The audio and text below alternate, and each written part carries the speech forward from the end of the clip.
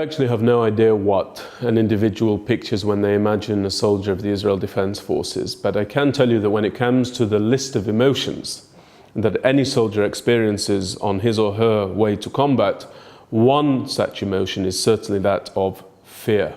It exists. And the first time that I became very aware of that was as we boarded the buses, about 90 of us, waiting to be driven into a war zone to take part in the events of the Second Lebanon War.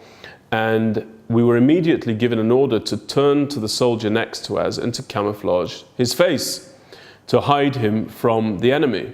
We were to do so in precisely the way we'd been taught in basic training, incidentally, to darken the bright parts of the face and to brighten the duller parts of the face, quite simply to break the appearance of the human form.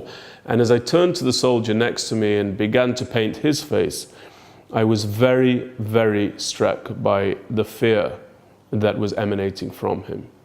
Now, he was frightened and he was breathing heavily. I know because I could feel his breath on my fingertips as I applied the paint to his top lip.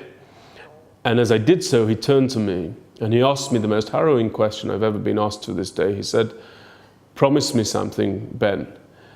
Promise me that if I die there, you won't leave my body for them to take. Promise me that you'll bring my dead body back to Israel."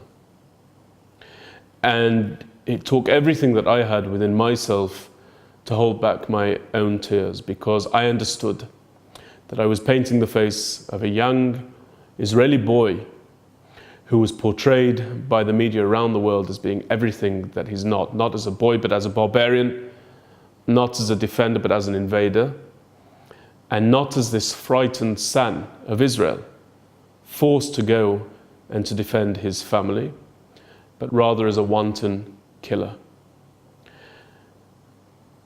With those promises made, with me responding that of course I will bring him back to Israel, those soldiers step off the bus and they march forward into the unknown, and they do so to defend their homes and to bring peace to their borders.